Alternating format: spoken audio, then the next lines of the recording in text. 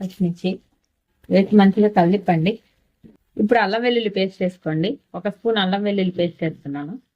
మంచిగా కలిపండి. ఈ ప్రాసెస్ అంతా కూడా సిమ్ లో పెట్టుకొని చేసుకోవాలండి.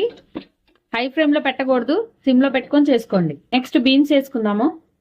బీన్స్, స్వీట్ కార్న్స్, బఠానీ ఇలా అన్ని వేసుకొని కలిపాలండి.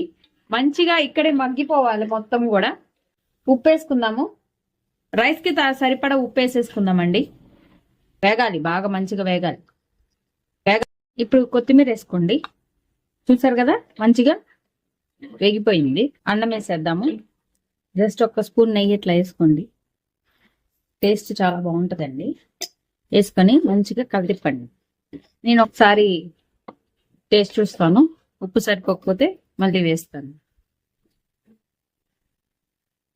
వావ్, సూపర్, చాలా బాగుందండి. చాలా చక్కగా కుదిరింది. అంతేనండి, వేడి వేడి restaurant style vegetable fried rice ready అయిపోయింది.